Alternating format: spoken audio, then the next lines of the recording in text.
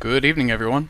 This is Henry Gambell with simpleroptions.com, and in today's free video I wanted to talk about a few more concepts in relation to pinning. Pinning is something that we talk about a lot in the various videos. It's something that I think used to work a little bit better than it does now, but it is still a very effective tool to combine with your trading. All pinning suggests is that the markets will move to whatever price that can inflict the most amount of pain on the most amount of traders. Okay, so what does that mean?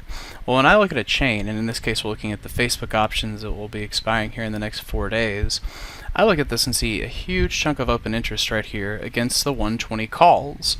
Now when you come over and try to look at the same type of analysis on your put options, it's going to show you that you only have 6,000 here. So just for the sake of discussion, say you had been the seller of both of these, would you have more of a vested interest in all of these calls expiring worthless? Or would you have more of a vested interest in all of these puts expiring worthless? Obviously, the short calls are the answer because there is so much more open interest here. So, as opposed to me looking to this and saying, oh, I think we're going to gravitate all the way up into 120, I look at it and say, you're probably just going to see those 120.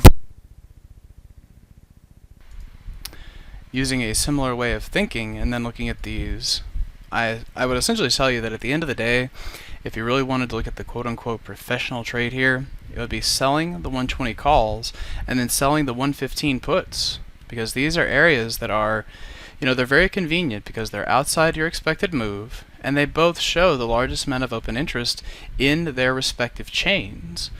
Now the next question that will come up is, well, there's actually higher open interest down here at 110. Well, sure, but can you really do anything with a 2 cent by 3 cent credit?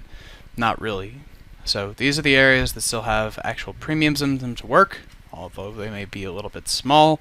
You can see how I try to use open interest with my work. The next one that I would take a look at is SPX, because as you try to figure out where we're going to end up for this particular series expiration, it's the exact same concept. Now when I come back and look at this, and this is a great contrasting example, because look how you have 38,000 on the open call side, and then 30,000 right here on the put side, much more equal to each other and suggests equal pressure from both sides.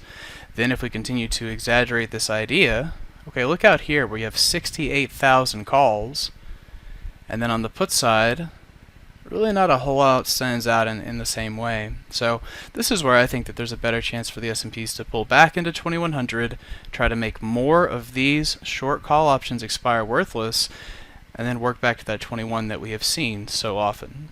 So I hope that helps, gives you a few more things to consider during your expiration trading, and we will follow up on those as the week progresses.